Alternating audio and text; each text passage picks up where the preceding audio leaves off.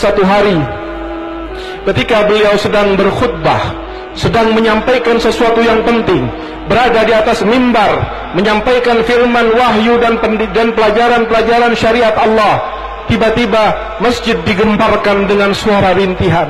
Suara rintihan yang sangat memilukan, seperti suara bayi yang kehilangan ibunya. Sahabat menjadi bertanya-tanya, rintihan apa gerangan?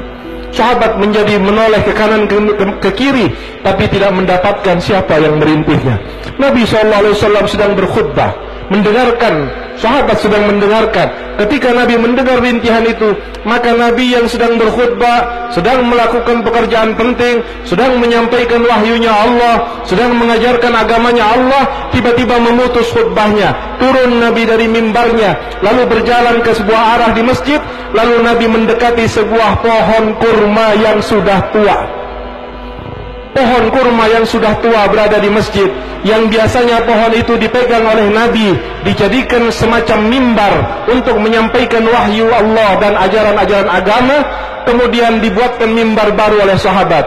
Hadirin rahimakumullah, pohon kurma yang tidak punya hati, pohon kurma yang tidak punya perasaan, pohon kurma yang tidak membaca salawat.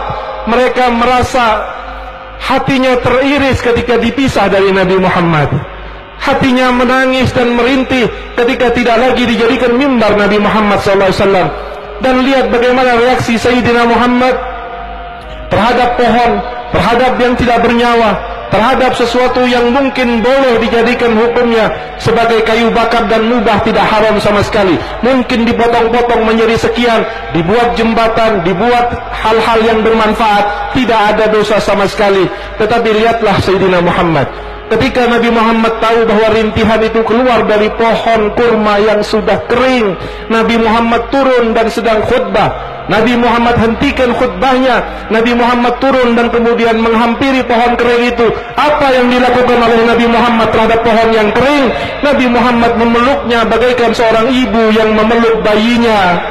Nabi Muhammad mengucapkan kata-kata yang tidak didengar oleh sahabat apa kata-katanya, dan kemudian menjadikan pohon kurma yang merintih itu tiba-tiba hilang rintihannya.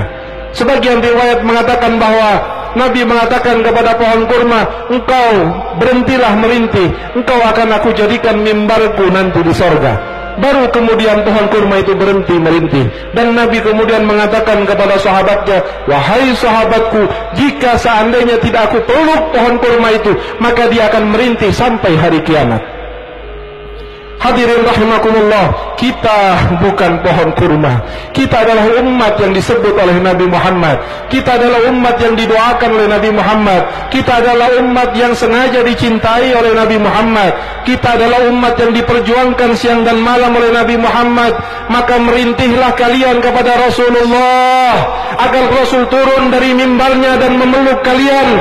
Jika seandainya Nabi akan turun dan memutus khutbahnya untuk memeluk sebatang pohon kurma yang kering, maka apakah mustahil jika seandainya yang merintih itu adalah orang yang hobi maulid, orang yang cinta ulama, orang yang salat 5 waktu, orang yang selalu membaca salawat kepada Nabi Muhammad, kemudian pada satu saat dia mengheningkan perasaannya, dia memfokuskan perhatiannya, lalu terucap dari mulutnya, Assalamu alayka ayyuhan nabiyyu wa rahmatullahi wa barakatuh, lalu mengalir kedua air matanya.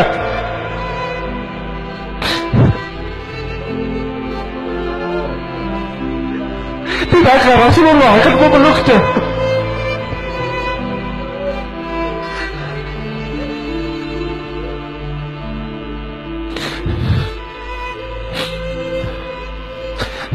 Betapa mulianya ada seorang hamba dipeluk oleh Sayyidina Muhammad. Betapa agungnya jika seorang hamba dipeluk oleh Sayyidina Muhammad. Betapa inginnya kami dipeluk oleh Engkau ya Rasulullah.